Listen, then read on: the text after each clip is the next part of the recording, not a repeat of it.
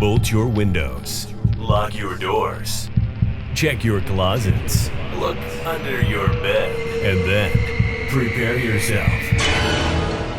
For it's another episode of Dark Knight of the Podcast.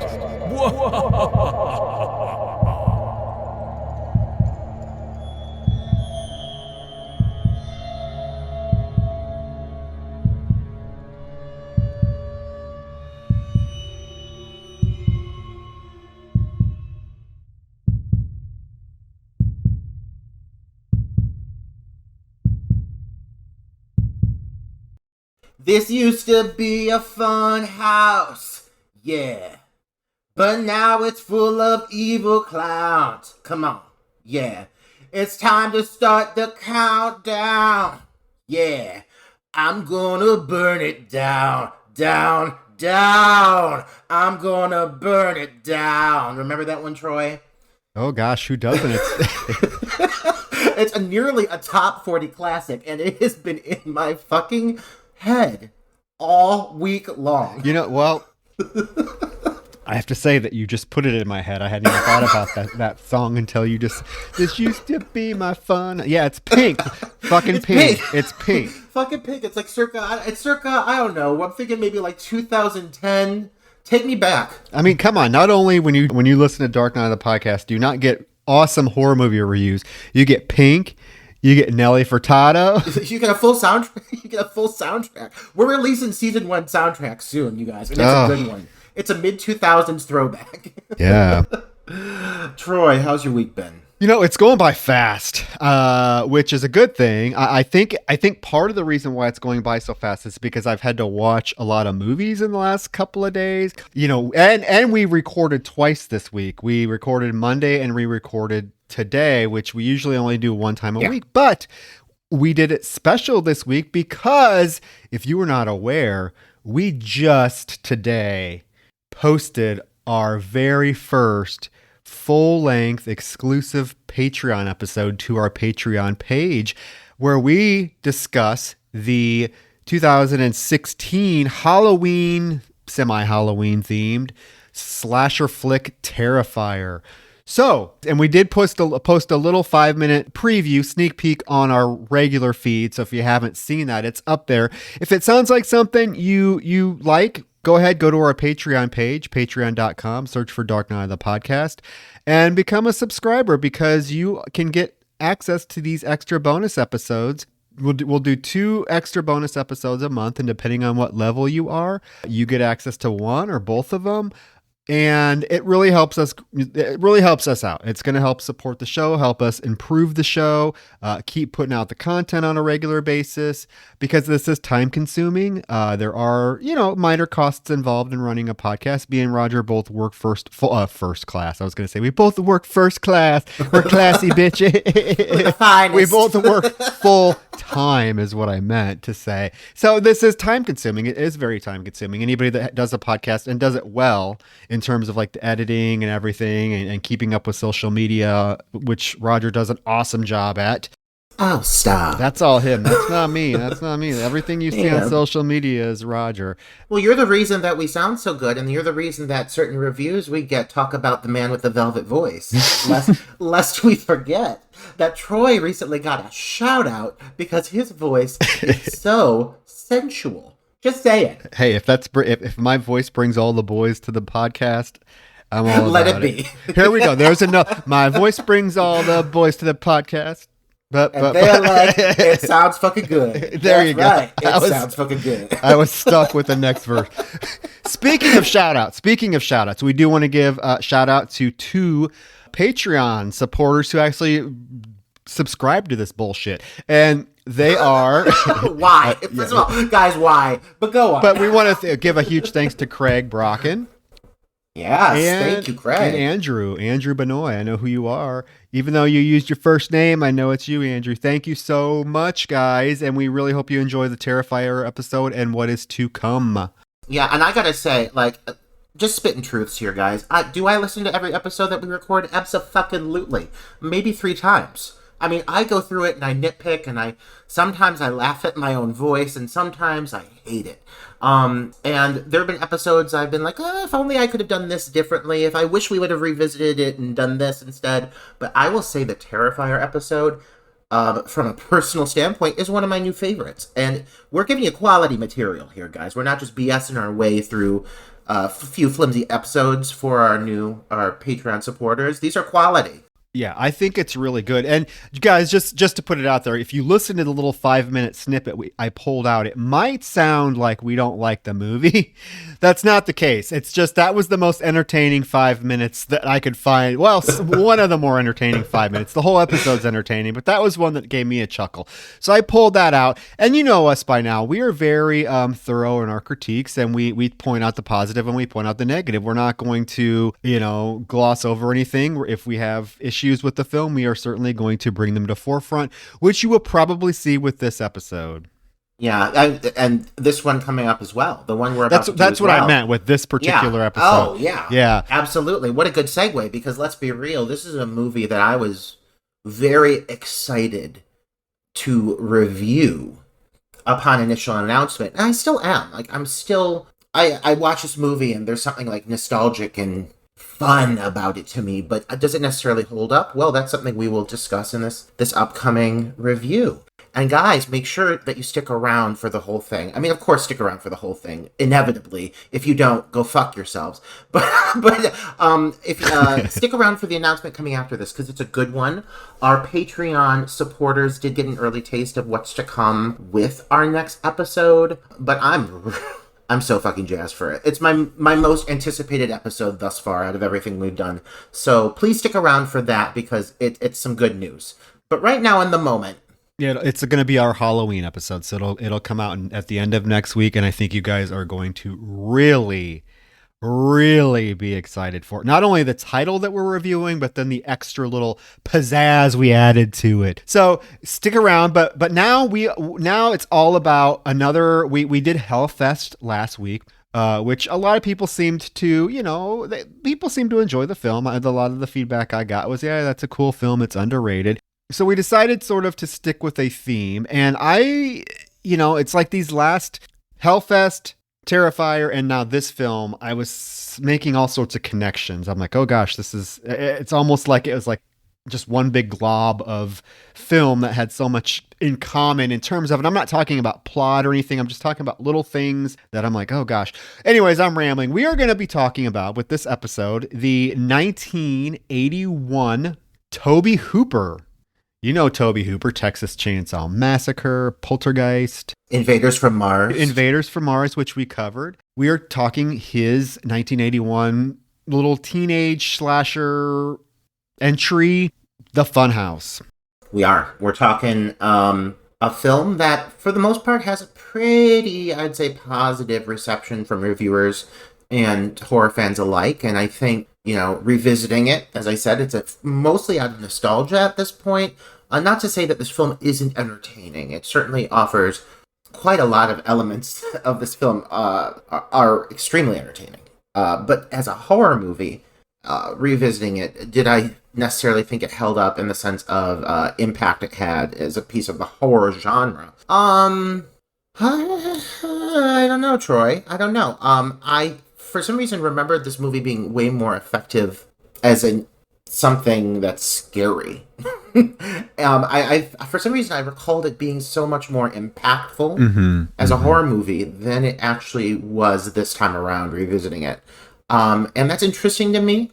It's kind of a letdown in a way, but I also embrace the fact that this movie is from 1981, and watching it now compared to watching it at the age of 18, 19, 20, it's going to have a completely different response from me, So I'm trying to watch it with a sense of reason, rationality, understanding that I'm watching it as a grown adult now, I feel like it's one of those films that if you grew up in the 80s, you definitely have a nostalgia attached to it. Even if you haven't seen it for years, because like you, I have not watched this film in probably 20 years, if not more, fully, from beginning to end. I've seen clips, parts of it, but I haven't sat down and watched it like this.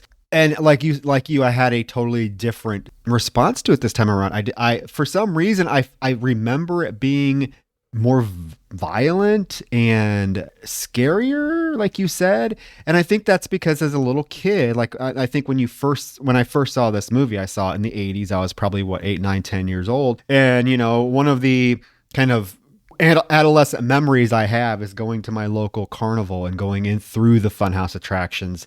So this film obviously really played into that experience and that nostalgia for me.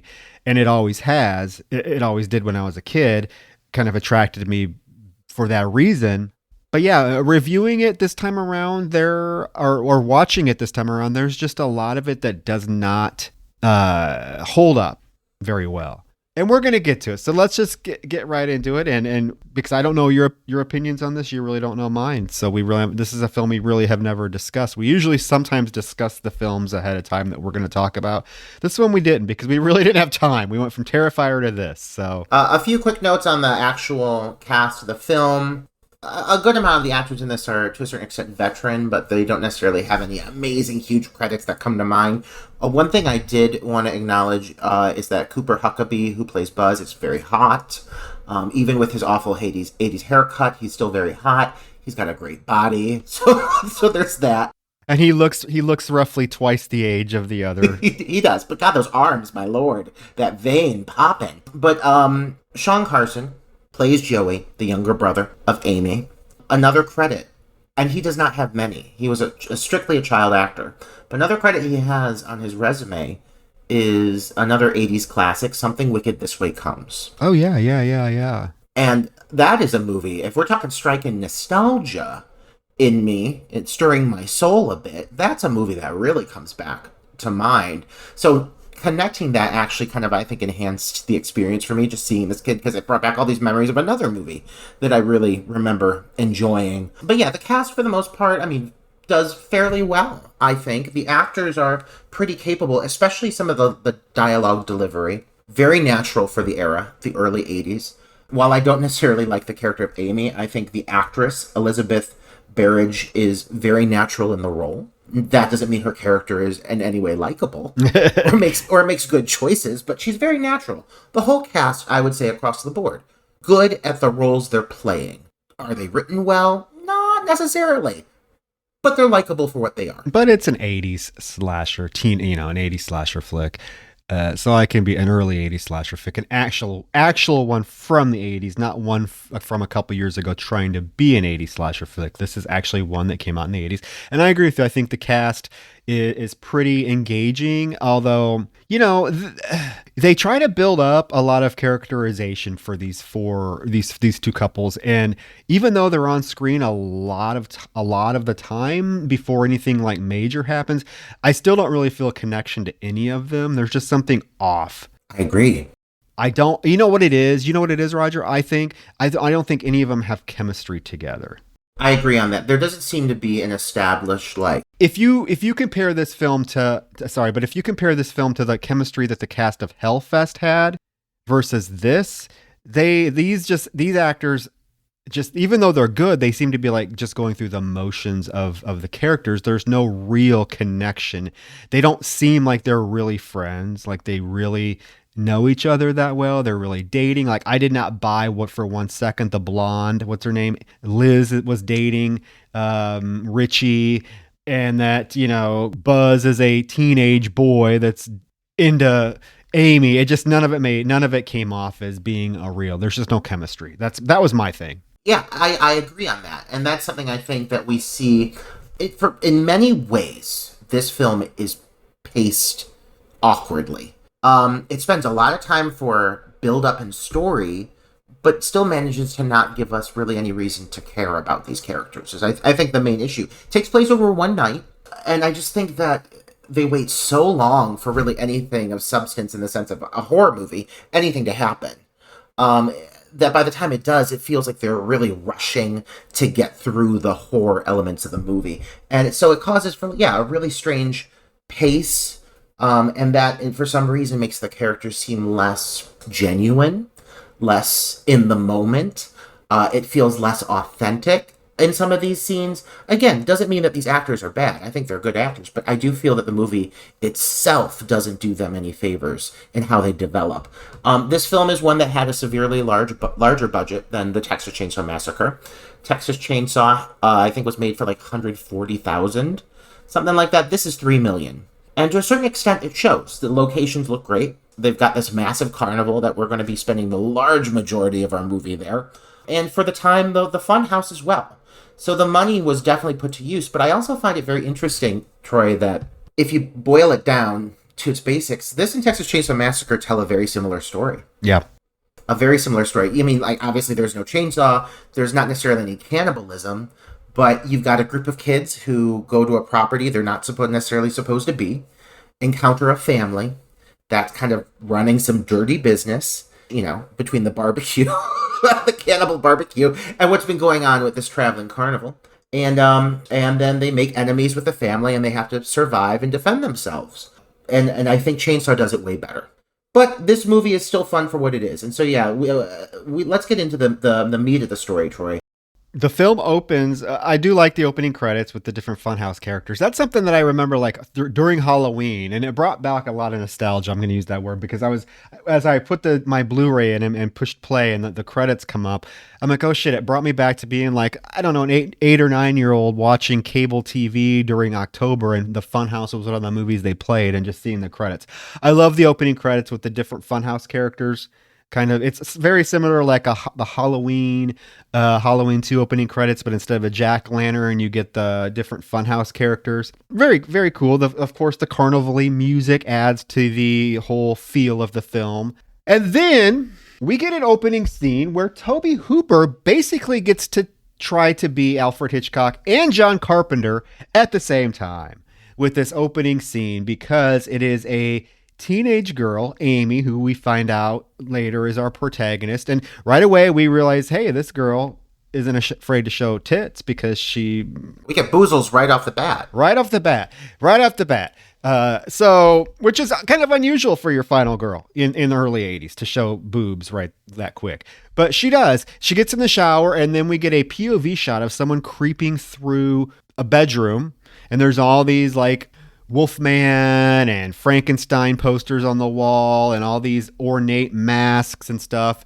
And this hand grabs a knife off the wall and then puts on a mask. And we get the very famous now Halloween shot of the camera looking through the mask's eyes with the heavy breathing as it goes into the bathroom where Amy is showering, and in very Psycho-esque manner rips the shower curtain open and starts stabbing her.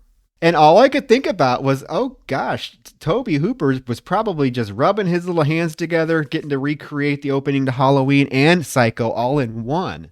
Or the shower scene from Psycho. It's not the opening, but you know what I meant.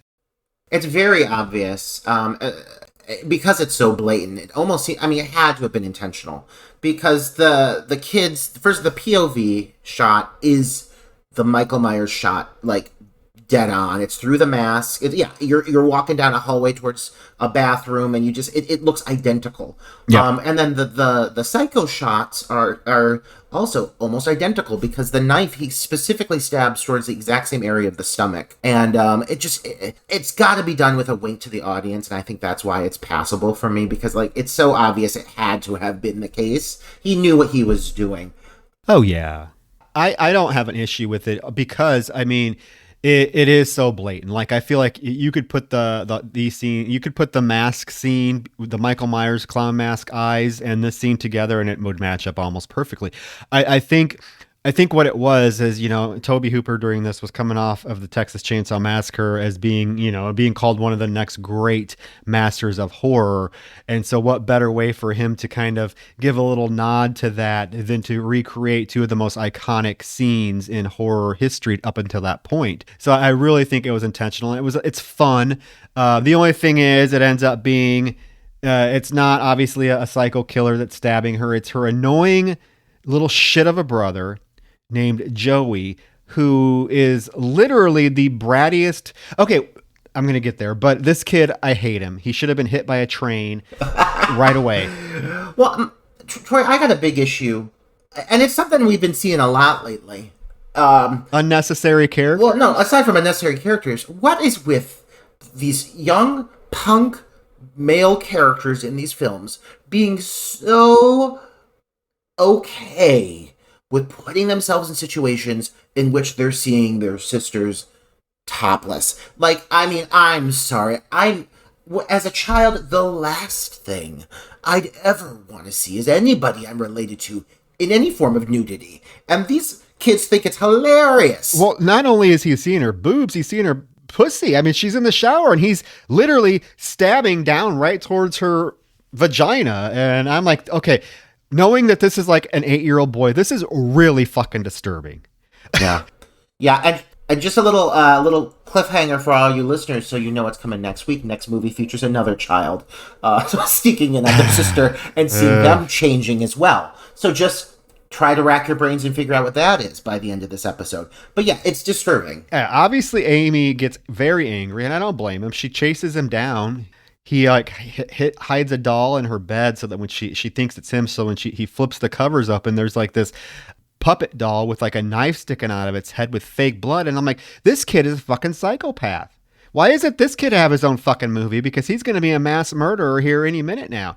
And so she hears him in the closet. She runs and gets him out. And she is very angry. And she's like, I swear to God, I'm going to get you back. And I'm not taking you to the carnival. You're going to live to regret this. And blah, blah, blah. You won't know when or where, but I'm going to totally get you back. Okay, she makes it clear, like, she's like, I'm going to fucking kill you. Like, if basically, I was a child, I'd be sleeping with one eye open for the next 3 months if that sister made that kind of threat to me, because she will get her vengeance. But this... Roger. This just... Okay, I'm going to get there, but this whole scene then just doesn't make sense into terms of all these stupid cutaways we have to get of this little fucking boy walking around the whole movie.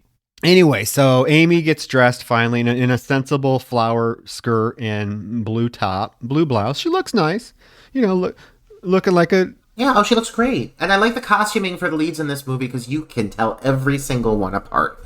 Again, something we've had problems with previous films. You know your leads. Yeah, she goes downstairs and she's gonna obviously go on a date with this guy. And the dad right away is like, "You better not be going to that carnival because it's the same carnival that went through that town last year, and those 2 little girls were found dead."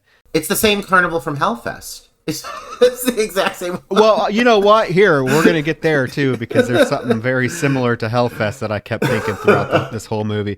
And she's like, "Oh, Dad, we're just going to a movie." And this mother, what the...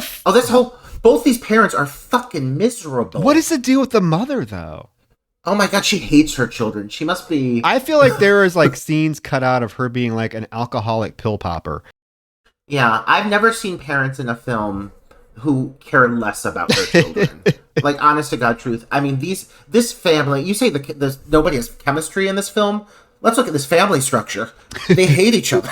Like, literally, this family hates each other. And that carries through to the whole very end of the film, because there's never a moment of them, like, finding peace. It is just miserable the whole time. Well, you know what? I'm going to just a little sidetrack here. I don't know if you ever read there's a novelization of this film that was written by actually Dean Koontz, but it was under a pen name of Owen West. And I remember reading it, and he provides a lot of backstory about the family dynamic. So it's kind of interesting to read his take on the family. Just a side note, if you've ever read it, The Funhouse, I think it's under Dean Koontz's name now because he became he's famous. But it's a novelization of this film. FYI, if you want to read it, a lot of backstory. Nice. It takes forever to get to the end, but... So it stays true to the actual film. Right. But the mother's like, "I don't know why you want to date someone that works in a filling station anyways." And you're like, "Bitch, your daughter's 16. Who else is she going to date? Like, be lucky she's dating somebody that has a job." Like... And such large biceps. Well, and Buzz comes, he's honking the horn, picks her up. And it's Buzz. She gets in his car, and he is an attractive looking dude. Very attractive. He's looking good. Cooper Huckabee, I gotta say, you looked pretty damn good in your day, but you do look twice as old as Amy, which was distracting the whole film. Yeah. Meanwhile, Joey is spying on all of this through... I know, Troy. I hear you. I feel your pain. But he's spying on this, being, mischievous, and he drops his Frankenstein doll or something. He's got a lot of horror movie items in his room, which I think is also to be like why this is why this kid's recreating these horror movie scenes, is because he's clearly a fan of the genre. There's like Frankenstein and Wolfman shit everywhere, but so he drops this doll. And the mom sees it, and she's like, "You get the fuck back upstairs, or I'm beating your ass." She literally looks like Margaret Hamilton is the Wicked Witch of the West. I've never seen someone scowl with such rage. But the child obviously is terrified of his physically abusive mother and runs upstairs. Yeah, wow. So in the car, Amy suggests that they go to a movie instead of the carnival, and Buzz is like, "Why do you want to do that?" She's like, "Well, it's the same carnival that had all that trouble last year." And Buzz is like, "Oh, awesome. We need some excitement." And he makes some quip about her dad because she's like, "Oh, my dad doesn't really, I promised my dad I wouldn't go." And he makes some quip. So then she gets all pissy the rest of the night. Ugh. And he's like, "Well, we're going to go pick up your two friends." So now we get introduced to Liz and Richie. Buxom blonde Liz in her skin tight red jeans, and nerdy looking Richie. They put glasses on him so you can differentiate the two men. And you know what is one thing I realized really quickly with this film as to why I think the dynamic feels off and the chemistry seems sour, is because the script and the dialogue between these four provides a lot of conflict. It doesn't provide a lot of redeeming or likable moments. And I would say that's most of this movie. There are not a lot of pleasant, likable bits of dialogue between people, but there sure are lots of little moments of people like being kind of bitchy to each other. And there's this whole thing with Buzz and Liz with the father, this statement they said about the father, and they have a few little moments where they're kind of like, it seems like they're not getting along. I don't know, do you read that? But then they're like, they're on a date, and so when later on in the movie when Liz is asked if when Amy is asked if she likes him, she's like, "Oh, he seems nice." I'm like, "Bitch, really? Like, you do not seem like you're feeling this guy at all." And it's because of the scenarios that they kind of provide in the order that they are fed to us as the viewer. And I think that's part of the reason they feel very off. Yeah, because Richie and Liz and Buzz are having like this conversation where it's like it's like a joke he's telling them as they're driving, and Amy is just sitting there quietly, just like this, with this scowl on her face, like she is not even involved with the conversation. And I think even Richie says, "Hey, Earth to Amy, are you okay?" And she doesn't respond. And we cut to the little brother then sneaking out the window of his house. So we're like, "Oh no, where's he gonna go?" Well, we probably know where he's gonna go. And then the group arrives at the carnival. They park, they get out. Buzz then actually confronts Amy. They stay in the car, and he's like, "Are you mad at me because of what I said about your father?" And she's like, "No." He's like, "Yeah, you are. You're mad. Just come." And she's like, "No, I'm not." I don't believe her. Like, she's pissed. No, I don't. When we get to the carnival, I've got to say one of the perks of the movie, one of the pros, is they make a nice usage of this environment. As I said earlier, it's mainly this one location they're at, this massive carnival. But God, they show us the whole damn place. Like, you see every nook and cranny. We get a lot of carnival footage that really establishes the environment and the size of it. And they also have a lot of, like, really great small cameo bits, little roles of really just gross, carny looking people. Like oily, greasy, hairy, heavily tattooed, just all around sleazy looking, trashy people. And if this film does anything for me, it just makes me hate carnies. Like, honest to God, like by the end of it, I was like, they're gross. So we kind of get a montage of them doing various carnival activities. We have Buzz now doing that hammer game where he has to slam the hammer and hit the bell, and he looks pretty damn good doing it. Second movie in a row we get one of these things. Although last week it was a little bit more unfortunate use of the machine instead of not a hot guy actually pounding it. No, it's a hot guy getting pounded, and not in the way we like it. So he wins Amy a stuffed animal, and she cheers up a little bit. I think I think it's funny. There's when he's playing the sledgehammer game, and he looks pretty damn good. His jeans are fitting him real good. His shirt's tight. His muscles are bulging. She's just sitting there with this grin on her face because I think she's like realizing, hey, at least he's fucking hot. Yeah. I need to get some of that dick at least, so maybe I should cheer up a little bit. I'm going to be like this at that bell by the end of the night, so I better have a smile on my face because that's going to be good. Some good shit. And then they ride different rides. They're riding the Ferris wheel, riding bumper cars, just typical fair shit. And there is now the scene after that, and that goes on quite a while. But then we cut to Amy and Liz in the bathroom, and Liz is teasing Amy about being a virgin. She's like, "Oh," and this is the scene you were talking about when Liz asks Amy, "Do you like him?" And she's like, "Oh, he seems nice." And Liz is like, she's like, "Nice? He's fucking hot." Like, girl, what? And I'm like, yeah, damn right, Liz. Maybe you should be fucking him instead. And Amy's like, and Liz is like, if you play your cards right, maybe you won't be a virgin by the end of the night. I hope. And at this moment, right? I would. That stallion. Absolutely. Oh, God. But then, Roger, we get the cat lady from the Terrifier movie is what we get. Although this one looks way more like a bag lady. Yes, this is a proper bag lady. This is a... I don't know what's with the trend of crazy women in places they're not supposed to be, but that seems to be a thing as of late, and we're really getting in deep with them, and we have another one. It's like Pokemon. We gotta catch them all. All of the crazy, homeless, batshit broads wandering the greatscape of horror cinema. But this woman's just there in the bathroom, and she starts screaming about Jesus. She starts screaming about God and how he's watching over everything you do. And listen, I'm always pro crazy person. Okay, that's not true. I'm pro crazy person if you know what you're doing with them and you're doing it in a way that's not too offensive. You gotta use them delicately. This woman, I'm gonna tell you listeners right here and now, this broad serves zero purpose to the film whatsoever. She screams about Jesus here, she screams about Jesus there, and then she's gone. And she's done. I want to know, did she pay to get in? Or are they just letting her wander around the carnival with her bags? And or is she a carny? I was confused at what she's supposed to be. Is she like the wife of one of the carnies? Is she a homeless person they just let live on the property? I don't... There is a dialogue scene coming up in which the two girls are talking, and like they're at a payphone, and in the background for the entire scene, this woman is just wandering, going through trash cans, and then she like notices them, and she just watches them for the rest of the scene, but she doesn't do anything. She's just there. So I don't know what purpose she's serving, Troy, but I'm not going to say I'd want the movie without her necessarily. Like, you know what? Fine. Okay, I'll accept her for what she is. Crazy woman, loves the Lord.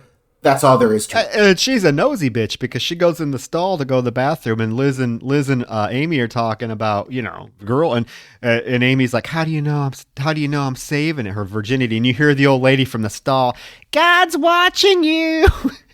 Mind your own business. Bitch, sit down. If you're going to be crazy, do not be crazy about anything religious, because I don't have time for it, and I don't have sympathy for it, unlike just being crazy in general.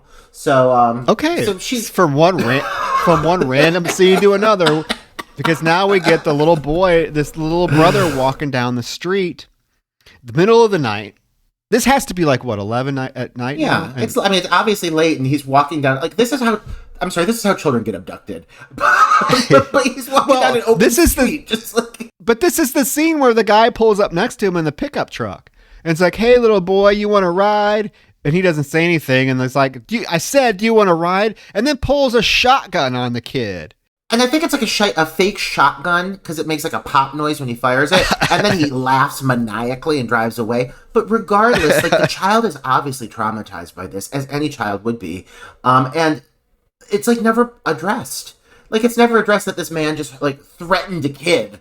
And the kid doesn't go home. He just continues to go to this fair. So it doesn't seem to really impact him that much. But yeah, it's a weird scene. Was that guy, I'm curious, I don't think it is, but was that by chance the character of the father? What's his name? I keep wanting to say Clarence. It's not Clarence. It's, is it Conrad? Conrad Birdie, like Bye Bye Birdie. Conrad, the father figure that we see later. Is that him in the truck, or is it just a random guy? I don't know. It's not him. He's working the carnival. You're right. No, you're right. So this is just a man that we never see again. This is just a random man that likes pulling guns on little boys. I guess that was a prevalent thing in the 80s. That's problematic. That needs to be addressed. Someone needs to talk to this man because that's traumatizing for these children. Whatever, it's a different time. Yeah, and now they go to, we cut back to the group, and there's all these different various tents that you can go into with all the, what are they, barkers trying to get people to come in. Oh, come and see the freaks of nature. They're alive. They're alive. They're alive. So they go into this tent that's like freaks of nature. And basically all it is two cows that I feel deformed. That I feel bad for because I think these were really deformed cows. They obviously, these are like living, like alive cows. And these cows, there's a lot of similarities between this movie and Chainsaw, obviously. And the cows, for me, are one of them because he really knows how to use cows in a way that makes you like disgusted. Like they had the ones in Texas Chainsaw where they're driving by the meat farm and they're all frothing at the mouth. Yeah, remember that? Yeah. And they're talking about how they can smell it and these poor cows. Now these cows, you've got one cow with a cleft lip, and I always a cleft lip just sits poorly with me in general. I feel bad for it. But then we have another cow whose name is Daisy fucking May, and Daisy May turns her head to reveal that she in fact has two heads on one skull, and it's clearly a real deformity, and this cow is living a life of misery. And I hope they put these cows down after this movie because God, they are not happy animals. It's obvious. The one with the cleft lip keeps trying to lick his face because he doesn't have a nose, so he can't smell. So it's just sad. It's sad. I don't know how you felt about it, Troy. I felt that all I could hear is that when Richie was reading the little descriptions, I don't know if you caught this, but all the two deformed cows were both from Iowa. God damn it, Troy. You've been doing this. You Iowans. What do you put in your but it made your cow feed? One was from Cedar Falls, and the other, I think the 200 one was from Cedar Rapids. When he was reading their little descriptions, and I was thinking. Then my thought went to: is this supposed to be taking place in Iowa? Is this the kind of tainted meat that you're eating in Iowa? I don't know. Oh, but I just was like, is this supposed to take place in Iowa? Because what would be the point of that? But I don't know. I mean. Hey. Does this film give you an Iowa vibe, being someone who resides in Iowa? It gives me, the carnival definitely reminds me of the local carnival that came through our city when I was growing up. Yeah. But I this don't movie screams Midwest. Yeah, that's what I'm thinking. I'm trying to remember in the novel. I think in the novel it may take place in Iowa. I don't remember. But it just is interesting. I just heard Iowa, and I'm like, okay, what the coincidence that these two deformed cows were both from Iowa. And Iowa's a very cow centric state. You think of cows, you think of Iowa. So of all the millions of cows that we have living in Iowa, I'm sure there are some with cleft lips and double heads and two tails and God knows what else. But there we go. A shout out to Iowa. We love it. We'll take it no matter what. Toby Hooper probably scoured the farms of Iowa for Daisy and what was the other one? Duke? I don't know. This moment leads to another mutant because you can't just leave it at Daisy May and her cohort. So they go into a secret room with a curtain around it, and they find what is a gigantic testing tube with what appears to be a mutant baby in it. And they're peeking at this baby and talking about how it's obviously fake and everything. And to be honest, they never tell you either way if it's real or fake, but the similarities... Oh, they do. Oh, do they say that this one is? Well, later in the movie, it's brought up that it's actually... They say that this one in the test tube is yeah. Is he... Oh. You didn't catch it? I didn't, no. Well, okay, well, when we get there, I'll point it out to you. Well, I was just going to say, either way, I think you've got to come to assume that this is real. It's real because of the similarities. Yes, because there is a line that the father says later in the movie to the mutant killer. He says, your brother Tad is out there in that tent as a freak, and I don't want you ending up, it's a good thing you didn't end up. I didn't even put two and two together of that being. It even has a name. It's Tad, Roger. It's Tad, the formaldehyde baby. I should really be paying more attention to these things, being a reviewer. Well, like I said, I now. watched this like 3 times in a row. And by the time I was like quoting the dialogue, because I like to be thorough in these reviews. Goodness, that's not something I've ever experienced before. Teach me your ways. But okay, so this is clearly then a real thing, but they think it's fake because I don't know how you could think any other way. It's terrifying. It's disgusting, and they think it's a joke. So they they leave the tent and they pass through another like montage of like sights to see. And one thing that really throws me off, and it comes up a few times, is there is a tent at this carnival called Girls, Girls, Girls. And don't jump ahead. They pass it. They pass it here at this first time here, and already I had noted, what the fuck is Girls, Girls, Girls doing at like the local family-friendly carnival that's going through town? This is really like jammed into the story, so it's mind-boggling to me. It's X-rated, and it is right in the middle of the carnival with all the little kids walking by. It's like right next to the cotton candy. So the group then decides to go into another tent, and there is another kind of pointless scene of them going to see this magician who does the trick of pulling a girl from the audience, putting her in a box, jabbing her in the heart. The audience thinks it's real for a minute, but it ends up just being his assistant, and then they move on. I mean, it's a moment that you feel like the scene had something else coming tied into it. You felt like this guy was going to come back, and it just really doesn't serve any purpose again. I mean, the only purpose I can see it serving is that I think Hooper was really trying to build such a strong carnival atmosphere that he was really trying to show all different aspects of what we have come to expect from a carnival, with all these different attractions and sideshows and stuff like that, which I can appreciate. It's just that I wish there was a little bit better of a payoff for us sitting through all this. Yeah. Oh, yeah. Because the next one is they smoke some pot out behind the tent, and then they go, they notice the fortune teller tent, Madame Zima, played by Academy Award nominated actress Sylvia Miles, in a role that I'm sure she was very proud of after the fact. Well, this woman ate no spring chicken, but let's be real, those knockers are coming out a little bit later. I love this character. Oh, she's great. And she's not in it very long, but she steals the show, in my opinion. Before they go into her tent, I do want to acknowledge that Joey has now arrived at the carnival, by the way. Can we not acknowledge Joey at all? No, we can't, because he's literally about 50% of the movie, unfortunately. So Joey walks up and pays with a fucking sock full of pennies.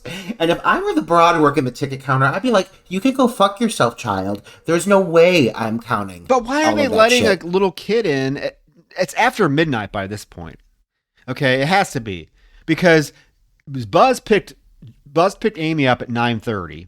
Okay, and they've been at the carnival now for a while. They've ridden rides. They've gone through. It has to be pushing midnight. There is no way I would let this little bastard in. I'd be like, you need to call your parents and come get your ass, because if you're not with an adult, get your ass home. Troy, you're a lover of true crime. What is one of the number one places in which children are abducted? Oh, you know what? I just listened to a true crime episode about the little boy that got abducted at the carnival in Washington. Jeremy something Gant something. Look it up. He got abducted. He went to a carnival and disappeared. This should have been Joey, so we wouldn't have to look at him half the movie. Oh my god, this kid is so fucking obnoxious. It makes my skin crawl. It's probably the scariest thing in the movie, to be honest. But so these fuckers are smoking so much weed, by the way, like they are stoned through a majority of the film. Yeah, and they go into poor Madame Zima, who's just trying to do her job. And Amy volunteers to get her fortune read. And as Madame Zima is actually trying to do this, the other three are just sitting there laughing their asses off. And Madame Zima is like, oh, I sense, that you have premonitions that often come true. And Amy's like, no. And the group starts laughing. And they basically, and then Madame Zima tells her, oh, a tall, dark, handsome man's going to come into your life and sweep you off your feet. And the group is just laughing and being obnoxious. And finally, like I would, Madame Zima's had enough, and she throws their asses out. Like, she's like, get out. She says, don't come back or I'll break every bone in your fucking bodies. Beat it. I was like, you go, Madame Zima. So this is after they leave the Funhouse. we do see the or after they leave Madame Zima, we do see the little brother goes into the funhouse ride by himself, while at the same time, the group sneaks around back of the girls tent, or what was it? Girls. Is that the name of the tent? Girls. Yes. It's very, very subtle about what it offers. Well, they go behind the tent, and there happens to be like rips in the tent where they can actually look in and see what's going on. And we do get a glimpse of these women who happen to be, and I'm not being, you guys know I'm not a mean person, but these have to be the most homely, dumpy looking women I've seen in my entire life. And they're wearing G-string. Troy, who do you think you're going to get stripping at a goddamn carnival? Quality hookers? No. You're getting the bottom of the barrel. Women who they probably had to grab off the streets of the town they just pulled into a couple hours ago. We're getting Bertha, we're getting Gertrude, and they're wearing pasties and G-strings. And you know, one of them's only missing a leg. You know, one of them's got an eye patch. Like, these are rough women making their money however necessary.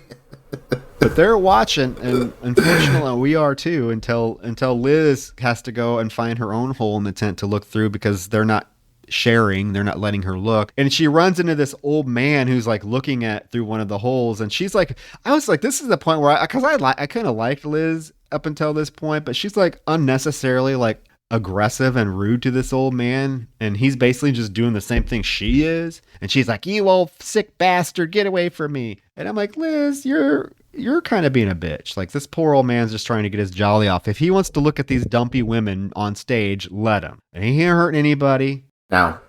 And he, like, if anything, he's being pleasant with you. So to accept the compliment and go with it. Because he's very pleasant, because he even says, what's a pretty thing like you doing out behind here? You know, and he's trying to be nice. And she's like, get away from me, you old fucker.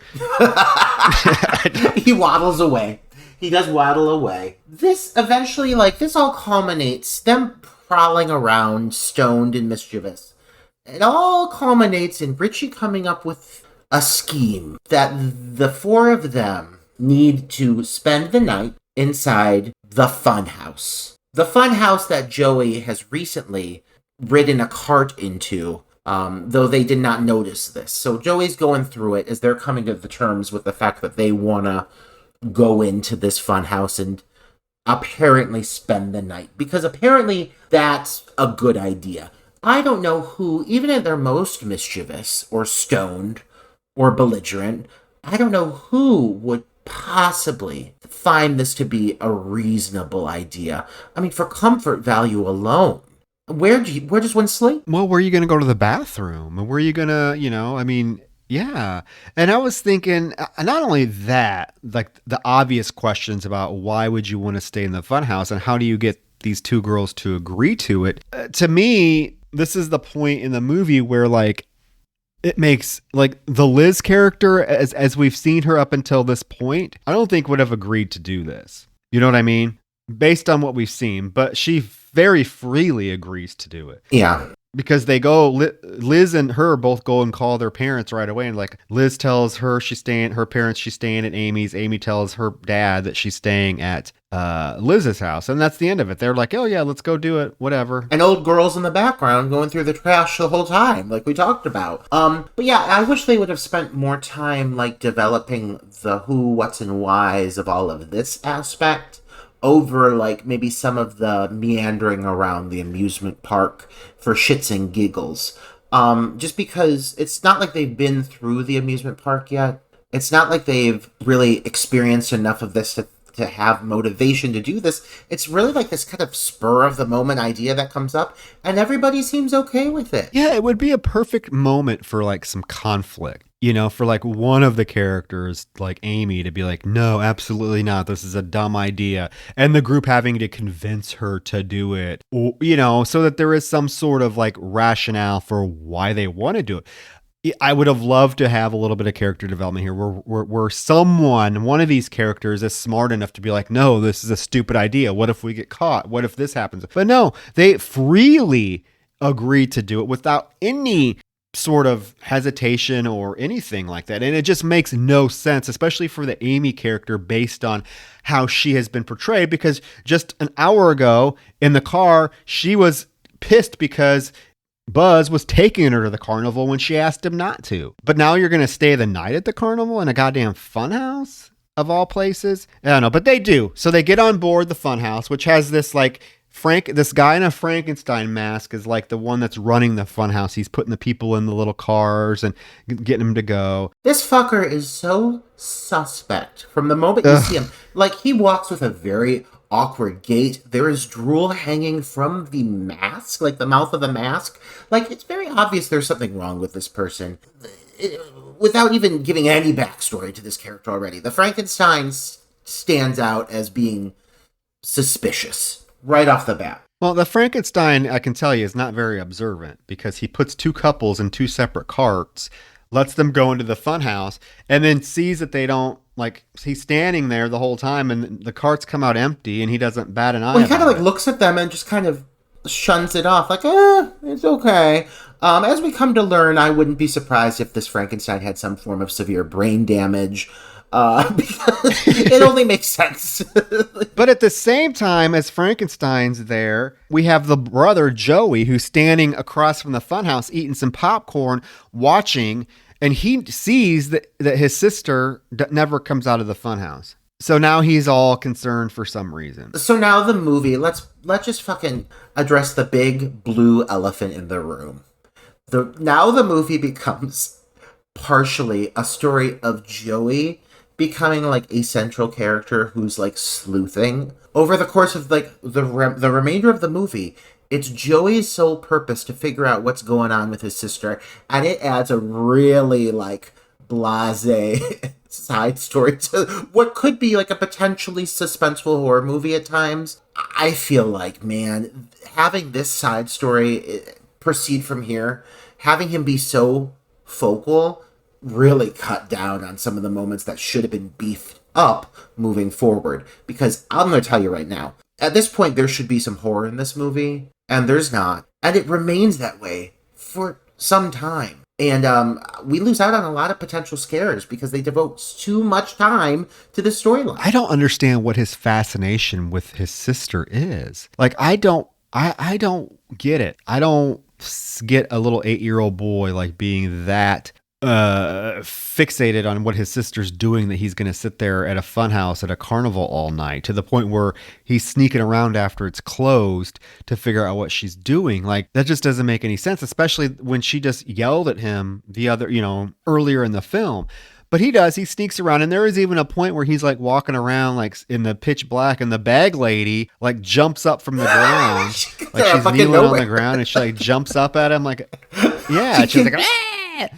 And I'm like, they just let this crazy bitch wander around, scaring the carnival patrons. Nobody says a word to her. Assaulting children. There's so many people assaulting children in this movie already. It's unacceptable. We do get a really nice sweeping overhead shot. Oh, yeah, I was going to say, that's a beautiful shot. Yeah. I made note of that. It's when he walks away. After he realizes that they don't come out of the funhouse, he walks away, and the camera, it must be it's obviously a crane shot, but it gets higher and higher and higher, and it's like one continuous shot as it follows him walking away from the funhouse, and then you get this whole huge overhead sweeping shot of the whole carnival, and like it's closing down and people are leaving. It's beautiful and elaborate. Like, I was thinking, God, this is 1981 and they did something like this for a little horror movie. I mean, it was definitely a crane shot. They had to have had a large crane because it gets high. It's really cool. It's like almost in one sweeping motion too. Yeah, it looks really good. And then he gets startled by that unstable Christian woman. Yeah. So inside this place, okay, so the couples actually go through the funhouse, and we kind of get to see what's inside of it, and it's all these different, like, what you would expect. These carts move at a rapid speed, by the way. It's got it's like warp speed.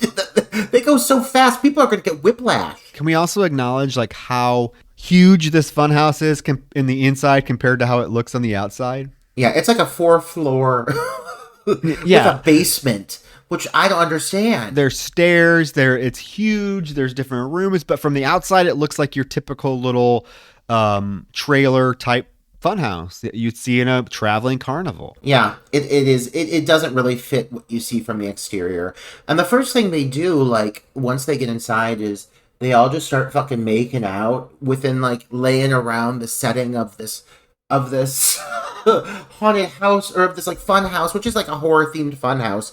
But I'm sorry, I would not be comfortable making out with anybody laying anywhere in this disgusting hovel. Not without, like, a severe cleaning with, like, bleach and disinfectant. Like, have you ever been to a traveling carnival fun house? Like, again, Oh yeah. these places are disgusting. And the first thing they do is, like, lay amongst the filth and make out. It's not how I'd be spending my time. No, Amy even has her tits out and everything again. She's a loose girl, man. While they are making out, they hear a noise, and so they get up to investigate it. And this is when we do see that there is actually a basement, because through the crack in the floor, they proceed to watch what plays out, and it is the Frankenstein monster coming in with the old Madame Zima, the fortune teller, to pay her for sex. Yeah, it's an unexpected choice, but it goes by very quickly. I mean, like, this scene happens, and it happens fast. Basically, she comes in, they talk about money. You can tell real quick they're talking about her selling her body. He lays down, he immediately ejaculates.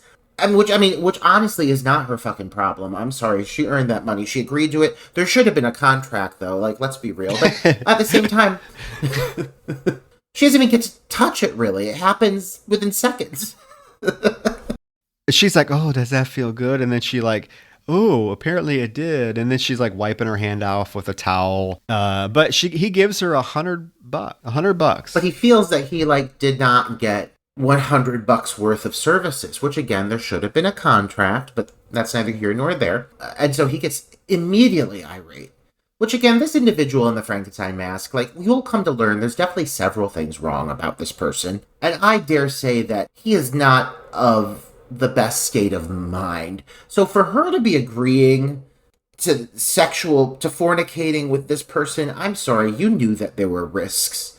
You're taking advantage of a simple-minded individual who has irrational violence issues that we've all heard about before, because as you learn, this has been a trend. So he gets pissed off, and he first he rips her bra off, so just her tits just fall out, and then he chokes her. Like, he's like, first of all, we're gonna get your tits out for this, and then I'm gonna choke the shit out of you. And the kids watch through, like, a grate in the ceiling as Madame Zina is killed. She's killed in front of their eyes. Yeah, he slams her into the electrical box first, so that causes all of the lights and the little animated characters and stuff to come to life and start laughing. Yeah, and he throws her down on a fucking bed, chokes her to death, breaks her neck, and the others can only watch on as he does this. So then they, of course, are like, we need to get the fuck out of there. So they, like, walk through the place trying to find the exit. They do find a door, but before they go out, Richie's like, I want to go in her room and make sure she's dead. So he goes in to where this dead body is, and he comes out and he's like, yeah, she's dead, which, hello, you just saw her die. But we find out really why he really went in there in a minute. But they find a door to get out, and they can push it open far enough. Like, it looked like I could squeeze through the slot, but they're like, oh, it's chained shut. There's no way we're getting out. But I'm like, one of those bitches could easily fit through there. But alas, they don't. This leads to this whole sequence of them sneaking through the darkened funhouse, which is honestly pretty effective. The funhouse, I would say, is at its best when it's active and alive, and it does come back to life eventually. But while they're just sneaking through the darkness because obviously they're trying to be quiet, there's a lot at stake. They just watched someone get murdered. This sequence is pretty effective, and I like it. And it's fairly brief, but it's effective, and it's shot really well. Meanwhile, Joey is still prowling around the funhouse. This is a problem. This is a problem because every time there's something that happens action, like actual something that happens, action that we are actually that gets our attention and we're drawn in and we're watching. It fucking cuts to this little fucking kid that I could care less about. I don't give a one iota shit about this little bastard at all. None. Zero. He doesn't say anything. This is the other problem. The character says nothing throughout the whole movie. And I'm not exaggerating. Joey has zero dialogue throughout this whole movie. So not only are we watching a fucking little perverted serial killer in the making, we're watching one that has zero personality, doesn't interact with anybody, never talks. It's just shots of him walking through this carnival looking scared every once in a while. Yeah. And it really disrupts the pace of the film. Yes, thank you. I mean, honestly, I think my biggest issue with the movie is every time it feels like it's starting to get going and really starting to get its footing, it is instantly tripped and fumbled by an awkward cut to something else. A large, massive majority of the time cutting to Joey. Well, and just sort of like Terrifier, when we mentioned some of the characters, there's absolutely zero payoff with this character either. Right. It leads to nothing, like absolutely nothing. So we've had our plot interrupted 20 times throughout this film for it to lead nowhere. Like Joey doesn't get to be the hero. There's nothing. It just leads to nowhere. It's pointless. So as the group kind of recomposes themselves after trying to get out, they actually go back up to their little ceiling spot, and they're looking down again at this room. And now Frankenstein monster dude comes in with another guy who's, I guess, is his father, right? So, and he's like, "Rah, rah." He can't talk, but the father knows kind of what he's saying. And he points to the girl and he's like, "Yeah, she's dead, all right." And the father like pulls the blanket over and realizes it's Madame Zima and gets really mad that this guy actually killed one of the family, as he calls it, which he means, another carnival employee. He's like, "I told you, you can kill all the local folks all you want, but you better stay away from, family members." So we're like, oh God, this father doesn't care that this kid or this deformed kid is like killing other people, but God forbid he kills a carnival worker. This whole conversation / argument between the Frankenstein figure and his father, who we learned his name is Conrad, is one of the moments that is the most reminiscent of Chainsaw. And it's the dynamic between the father figure and this kind of sympathetic antagonist character that we have. Like you had the Leatherface, and in this one you have this character who he ends up having a name. They end up stating that his name is Gunther. But up to this point, he's been this mysterious masked figure. And, I mean, when I say the dynamic is similar, I mean, it's very similar. There's so many little traits that are very specific. The choice of accents and how specific the accents are in either older father-like figure. The abusive dynamic. The fact that the older fatherly figure is very verbally and at times physically abusive with these characters. The fact that the deformed figure is always in a position where they're cowering and meek, and you feel an element of sympathy towards them, and they're defending themselves, cowering in front of their father figure, but then in other moments have irrational outbursts of violence towards other people. It's extremely Chainsaw. And again, I think Chainsaw does it better, but I do feel that this dialogue sequence isn't necessarily poorly played. I mean, the actor that plays Conrad does a good job of portraying this role. It's just, I feel like we've seen this before from Tobe Hooper. Yeah, I agree. And the father is even the poor monster figure even tries to call him father, and the guy gets like mad and like punches him and starts hitting him and saying, "Don't you ever call me that. I wish I can't stand the sound of your voice," and just horribly mean to him. Yeah, you're right. It's very much like Texas Chainsaw Massacre. The father, Conrad, quickly realizes that, well, the monster tries to give the father, Conrad, $100 bill back that he gave to the Madame Zima for sex. And he's like, "Oh, you paid that old broad $100? I could have got you one of those girls for 15. I'm like, "Ugh, well, that's not much better." If anything, I can assure you that Madame Zima, this ain't her first rodeo. That old broad, she's been paying her dues for a while now. But then they go to the money tin to put the $100 back, and all the money's gone. And the father like starts to very aggressively like berate and grab and shake the monster, and it's like, where'd you put the money? Where'd you put the money? And I'm like, dude, just a minute ago you told him you knew that he didn't understand the value of money. So then why would you automatically think he took it, you know? But he's like shaking him. And then this causes, like you said, the monster to have this a really aggressive outburst where he starts throwing shit around the room and finally rips off his mask to reveal the face of this monster, which is pretty gnarly. Yeah, I mean it's a very much an effect of the era, but it's a practical effect. This mask is rather well done. It is a very deformed face that looks like it's almost splitting down the middle. It's fanged, but the actor's tongue is visible, so it has a very natural movement, motion, emotion depicted in the face for being so much of a prosthetic. They did a pretty good job with it, and it does hold up. I wouldn't say it holds up 100% every time you see it, but for the most part, what they try to pull off with this, like, hey, I give them kudos. I don't know why this doesn't get more recognition for the fact that it's just such an effective practical effect that they really tried to do something very different with this. Yeah, and it has the glowing red eyes. I think it's Rick Baker that did the effects for this, that went on to win an Oscar the following year or 2 years later. The very first best makeup effects Oscar went to him for American Werewolf in London. So he is a very prolific makeup effects artist. So, and it shows. I wish they would have utilized more of his special effects abilities with like some of the death scenes, because those run pretty flat. But this is a pretty cool effect. Yeah, I would say that I dare say the standout element of the movie, it often falls within the creature and how he looks. I would say that's the strongest aspect of the film, is it's giving you a very unique antagonist, a very unique killer, quote unquote killer, villain. Because, yeah, as you'll come to find, the kills don't come till the tail end of the movie, and they are not the selling point of the film.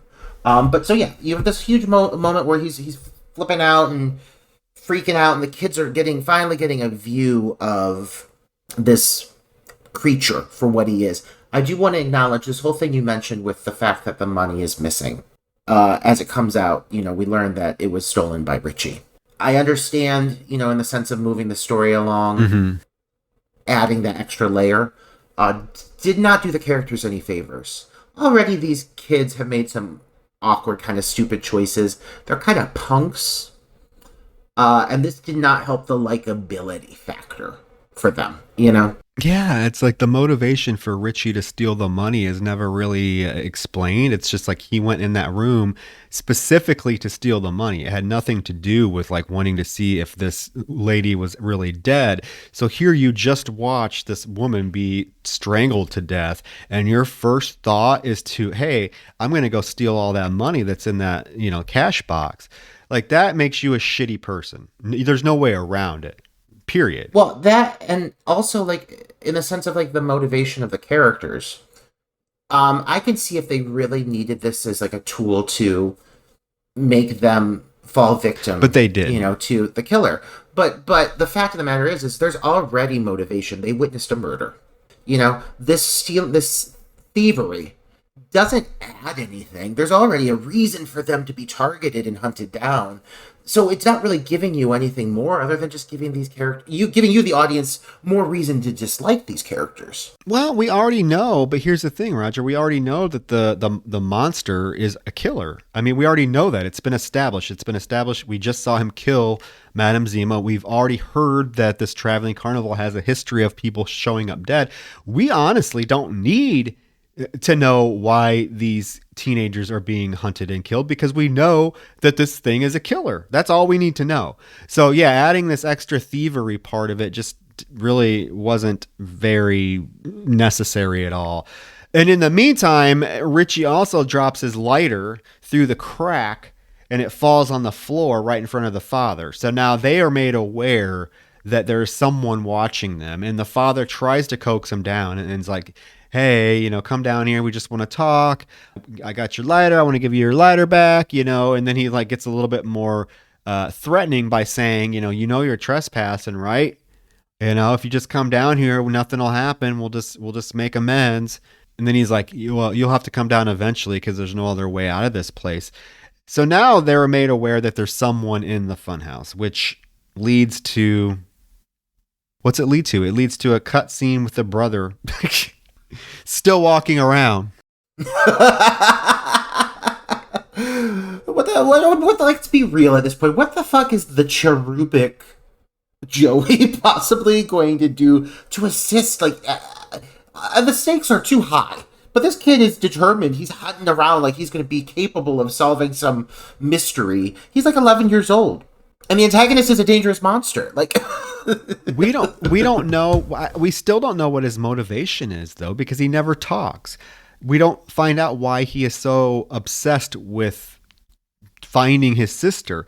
I mean, you got to know your sister's on a date with this hot guy, and it's two couples. You got to know. I don't care how old you are. You still kind of probably figured out that they're probably up to something that you don't need to be involved with. I think the only thing that is playing factor here is that you do see him. He watches them go in, and then he watches for them to come out, and he sees the carts come out, but without them in them.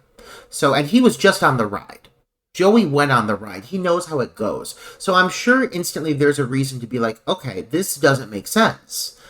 And he already sounds like a kind of a nosy fucking little piece of shit. So from there, he's just going to do his sleuthing. He does at one point go back and find the car, though. Does he not? Because remember, when they left the house earlier in the movie, they specifically showed a shot of him watching the car drive away. Remember that?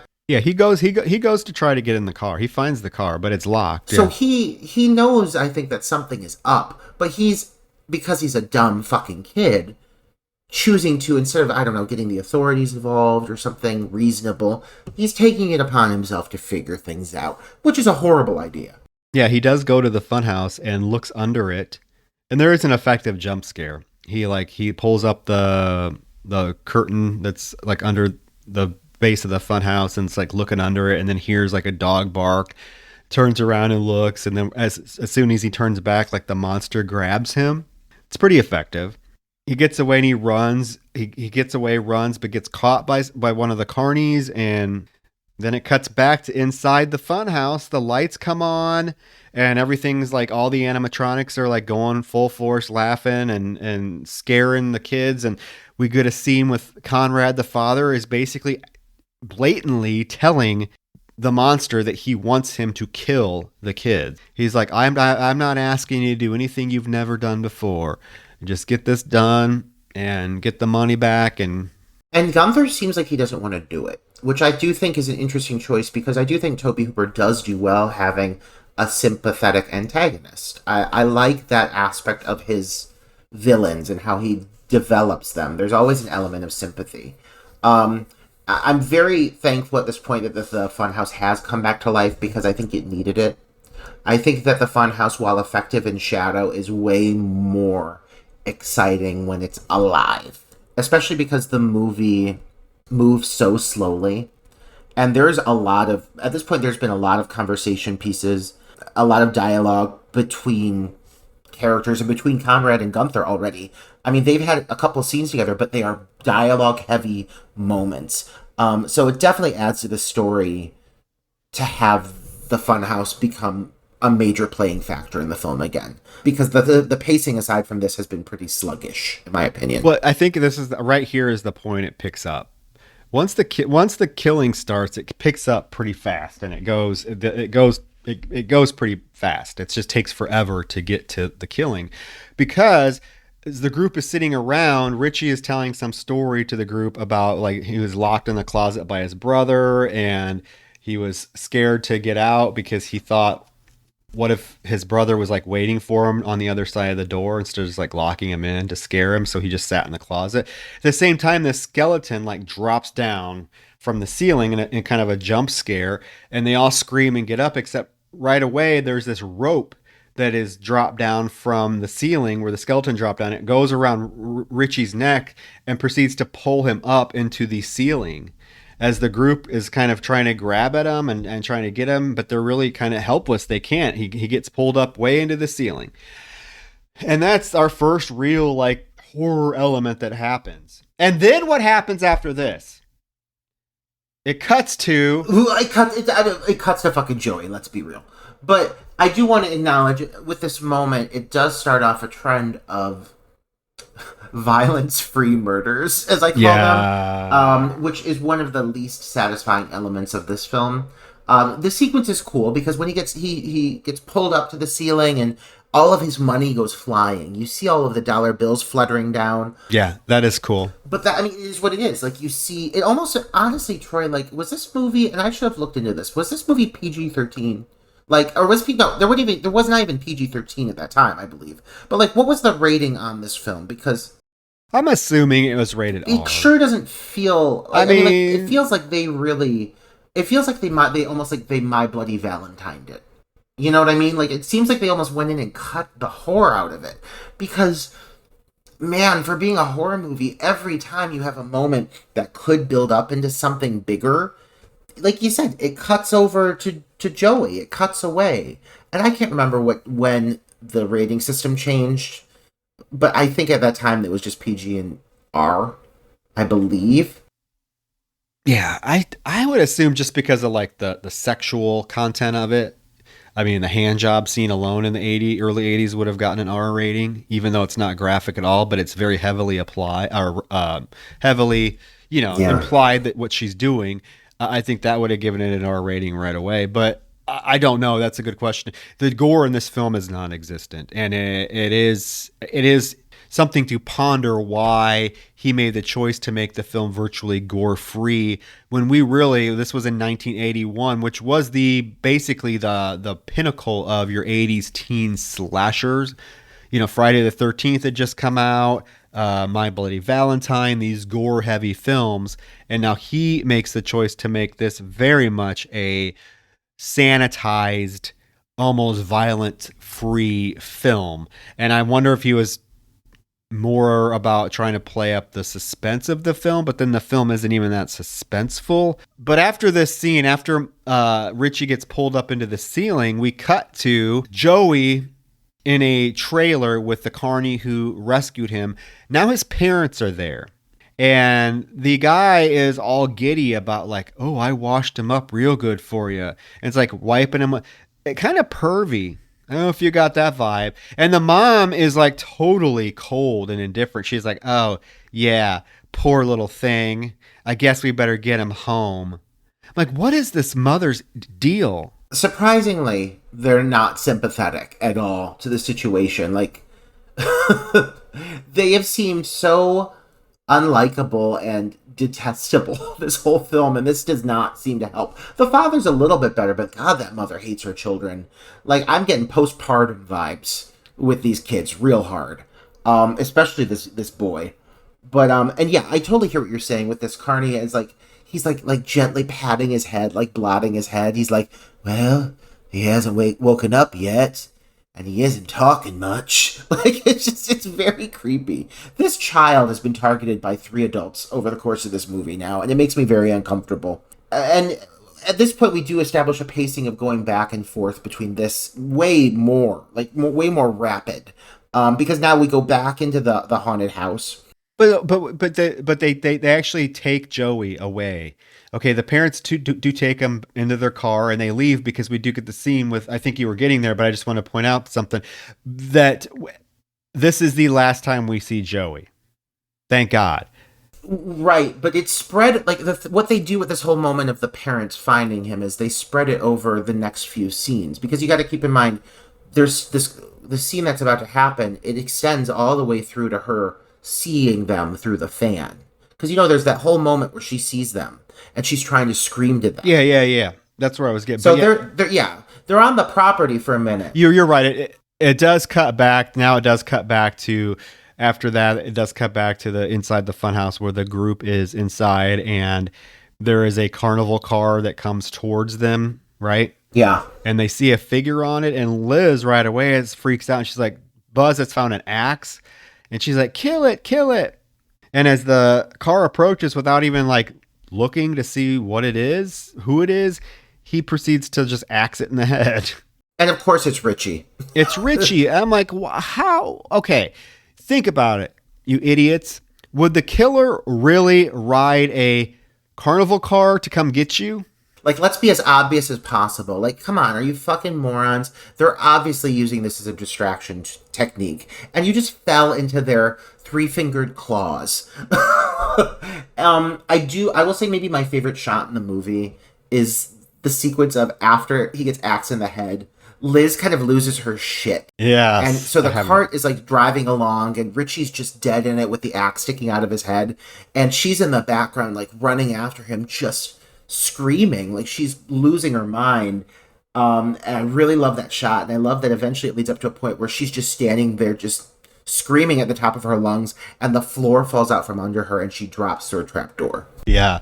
So now they lost Liz too. Now this is when you see Amy notices that her parents, through the fan, are carrying out Joey, right?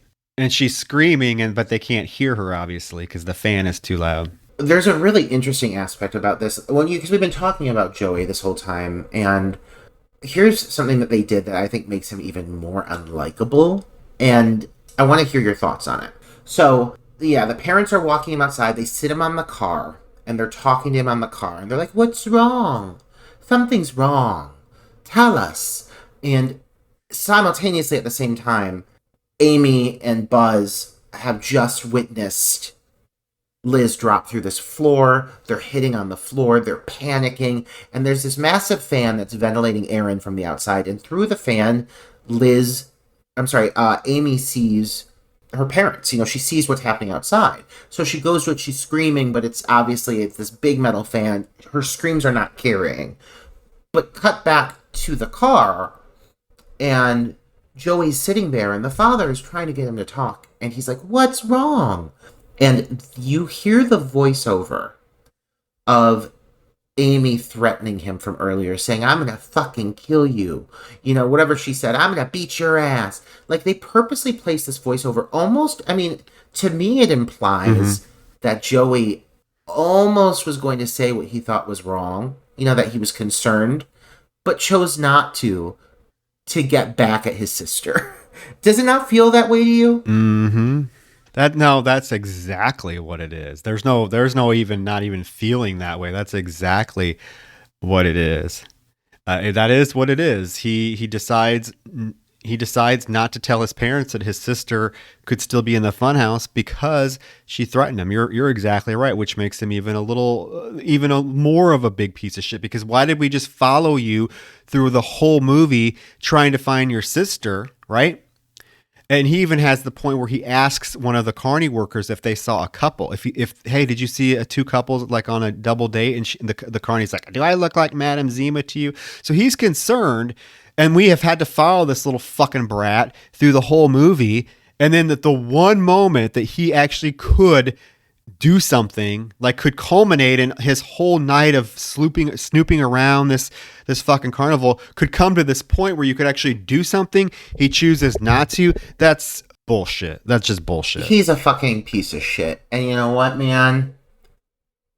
I really wish that he would have been fucking killed by this monster, because that's the note they leave it on with him. Like, the family drives away and you never see them again. We don't ever see him again. Yeah, and so what was the purpose of us having to watch this little fucker wander around? Other than him fucking his sister over.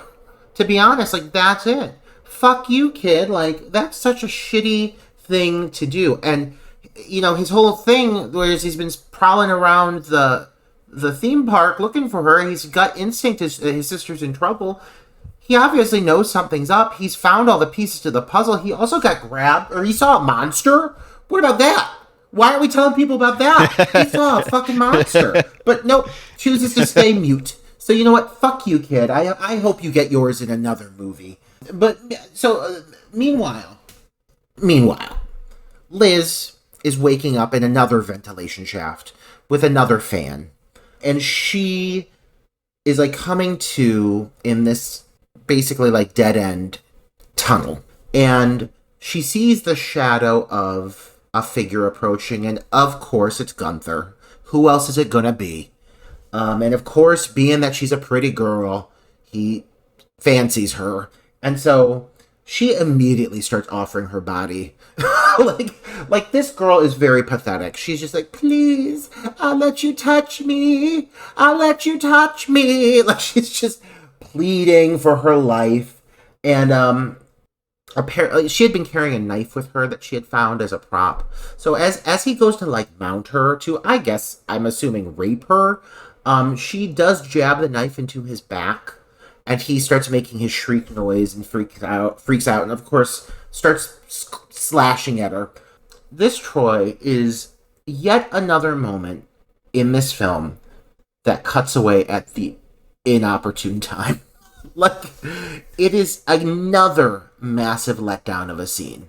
Well, I imagined that. I must have imagined it because this is a scene that I thought was a lot gorier than what it is. We literally see nothing. And my impression was always, when I remember seeing this, was that he pushes her head into the fan. And I swear to God, I remember seeing that. I remember seeing like a shots of like him pushing her head towards the fan, and like right as it got there, it would cut away. In the version I watched on this Blu-ray, that does not happen. You don't see any of that. You basically see him on top of her and some moaning and grunting, and then all of a sudden he gets off of her. His hands are all bloody. He tries to pull the knife out of his back.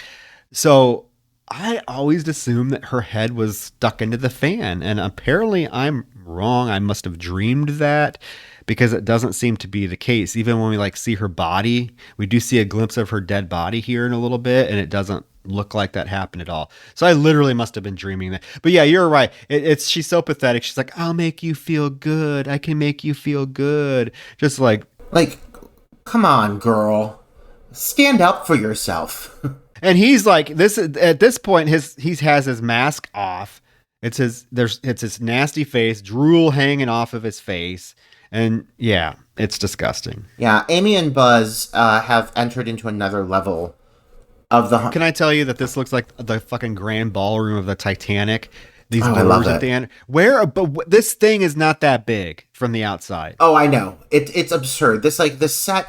the actual Funhouse interior is a mystery wrapped in an enigma, because it is ongoing. It looks like at one point it looks like they're entering Oz. Like, they go through this gigantic mouth into like this emerald green lighting, and then they walk into this beautiful ballroom with glass doors. I'm like, where the fuck are you? Like, have you been transported to another world? But and they cut to the sequence of them just entering this building in the middle of Liz being killed. So like it cuts like away right in the middle of it, and then it cuts back to reveal that his hands are bloodied and that she is dead. But it really just seems like a cheap like cop out of having to show you anything as the viewer. It's super awkward. But so they make it basically to the end of the tunnel ride. They get to the gate and the cars are lining up there in a row, and Conrad appears and traps them there and pulls a gun on them.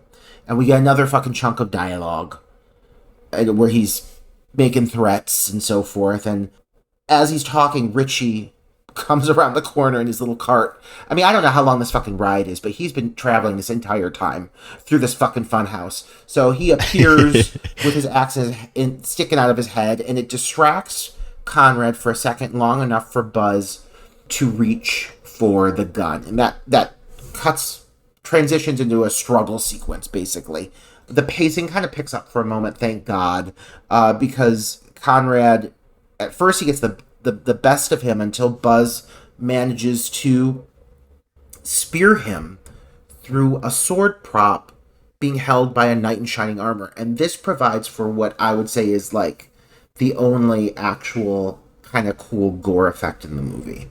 Yeah, and it's not even that impressive. I mean, we get the wide shot of Conrad impaled on the spear, and the spear is sticking out of his stomach, and he's like twitching and stuff. And Buzz is like, "Oh, I got to get the keys from him." So he goes over to Conrad and like tries to search his pockets for the keys. And of course, Conrad is not dead. So what he does is grab onto Buzz and pull him into the sword, and we do see like the tip of it go into his stomach.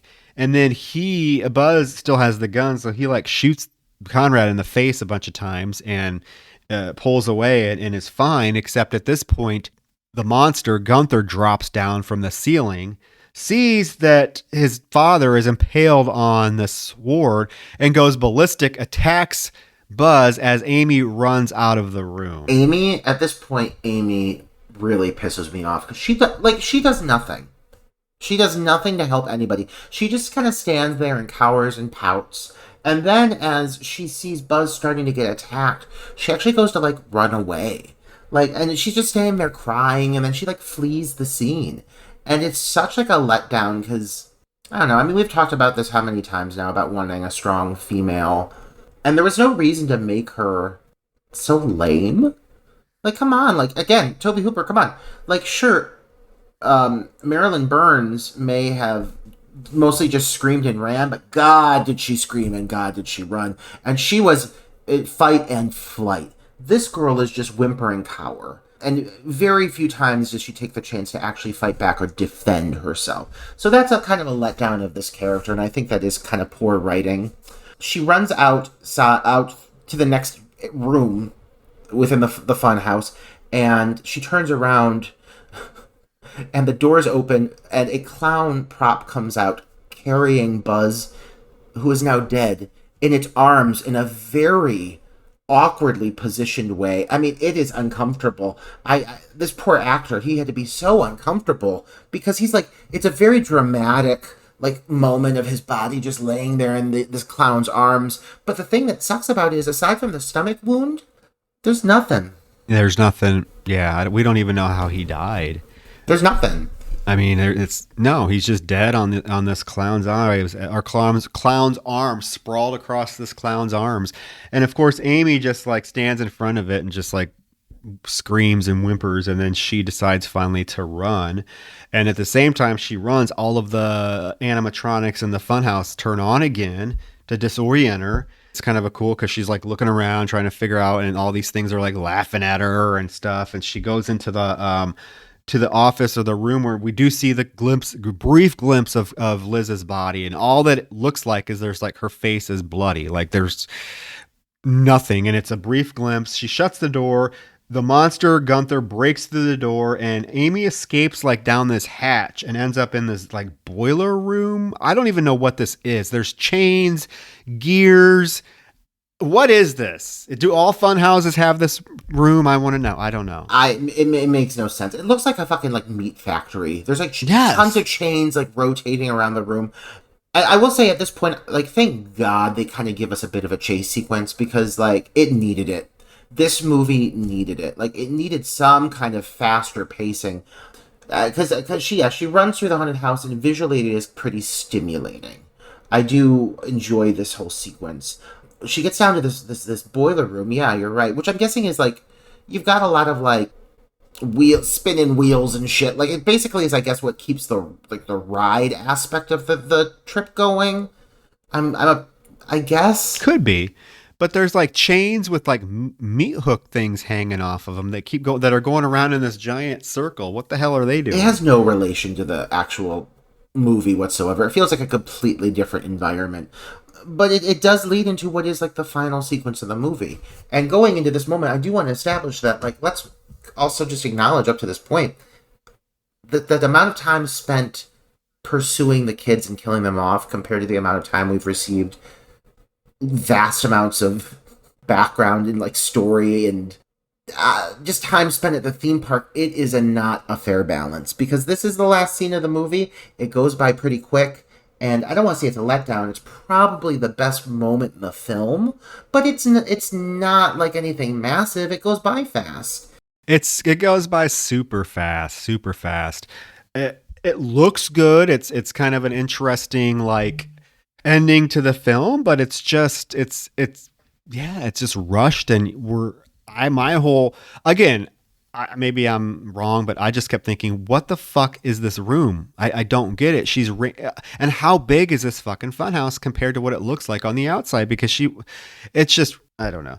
But anyway, so the monster, as she's in this room surrounded by all these bells and whistles and chains, the monster, I do like this because she's, like, she's staring over at where she came down, the open hatch, waiting for him to come down. And as she's like cowering, all of a sudden this ladder drops right in front of her and he comes climbing down the ladder. And it's like a little moment that I thought, okay, that's a little clever because we did expect him to come down this hatch, but he doesn't. He comes down a different spot. But she does. I mean, I have to give her a little bit of credit here. She does immediately pick up this pipe and try to fight back. She hits him with it a couple times, and as he tries to grab it from her, and she yanks it and lets it go, he falls back and the pipe goes into the power box and he gets electrocuted. And it's like, "Rah!" And I do like this scene because all the color is like flashing blue and there are shots of her, just her face like backing up with this gaping, like surprised look on her face. And it so reminded me of the ending of Poltergeist with Dominique, the actress, the character that is the daughter who in Poltergeist, when she pulls up in the car and the house is like flashing and crumbling upon itself, her backing up and like you see the flashes of blue all over her face and she's just like staring in disbelief. It very much reminded me of that scene. But he basically gets pulled into the chains and gets pulled towards the gear, these two giant gears that are in the middle of the room. And as he gets closer to these two giant gears, he actually grabs her and pulls her along with him. And she, right as he's going into the gears, she at the very last minute breaks free, and he like gets pulled into this like giant gear shaft and is like convulsing and like just being.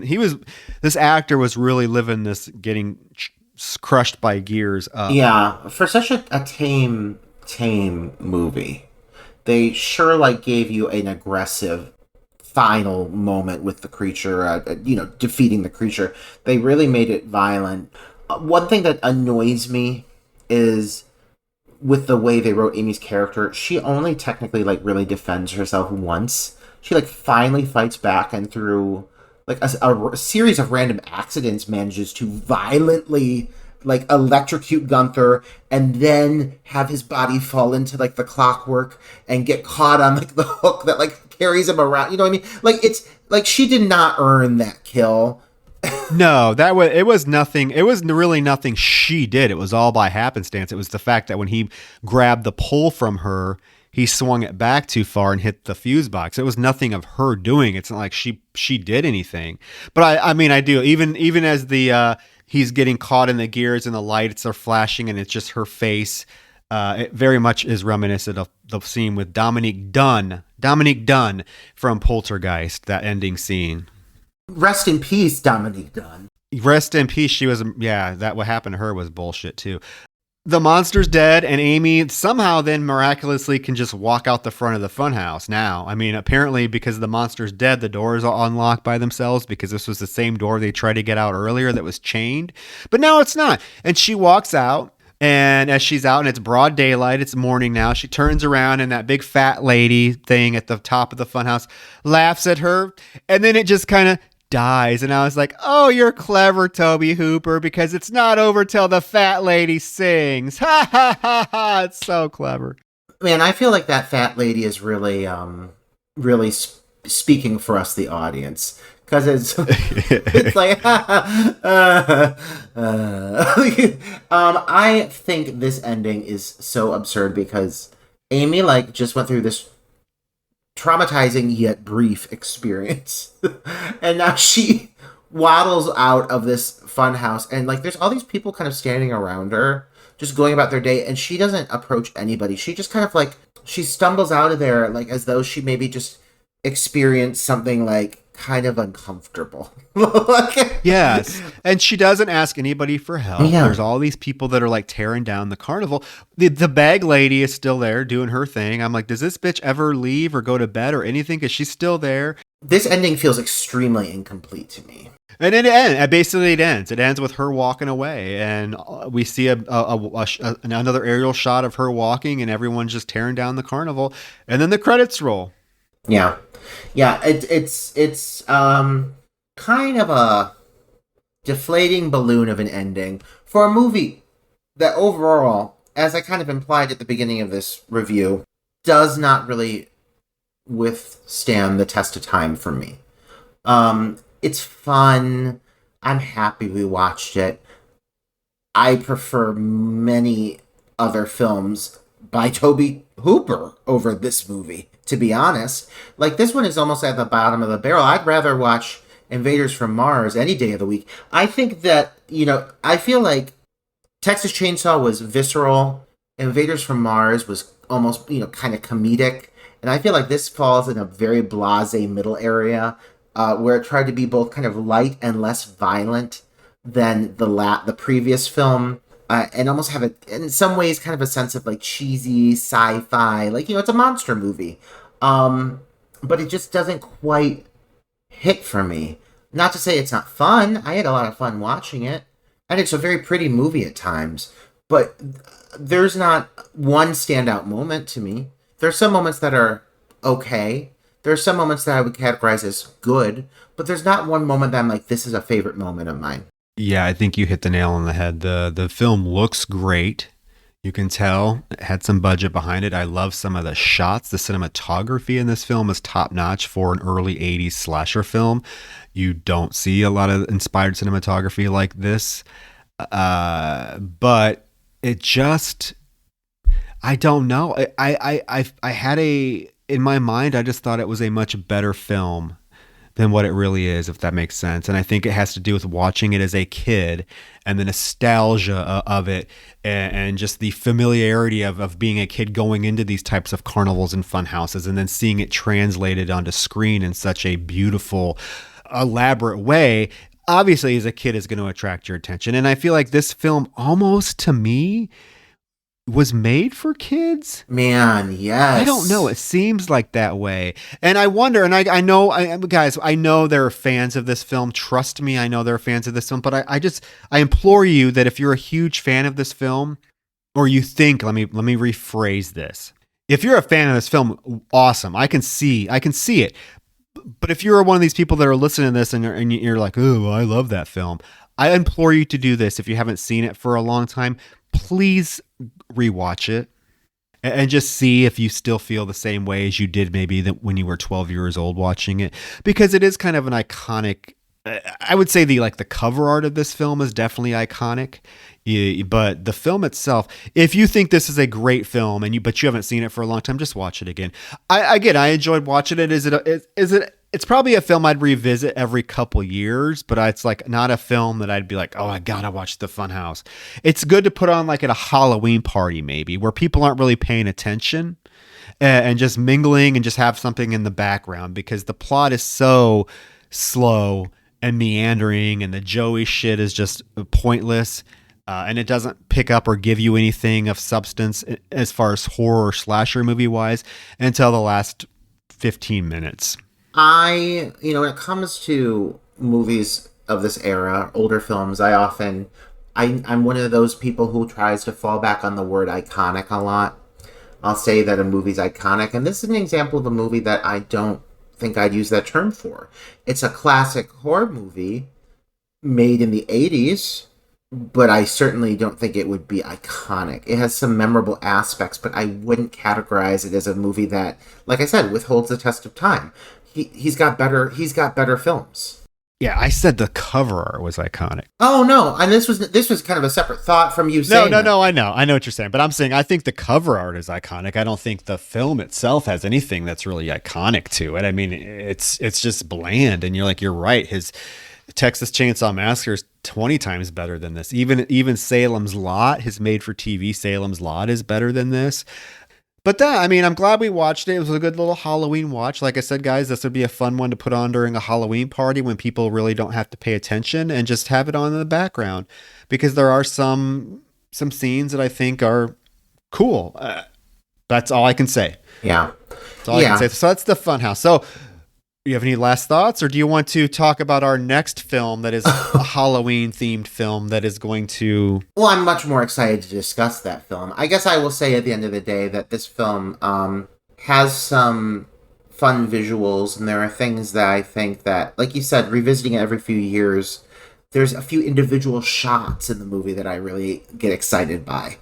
But overall, it's not a movie I can see myself chomping at the bit to bust out and popping a Blu-ray anytime soon. But I appreciate it for what it is. It's a cheesy monster movie, and when you said it feels like it was made for kids, when I busted out the PG-13 term earlier, I can't really think of a film from this era that feels more PG-13 or more watered down or skimmed of its horror elements.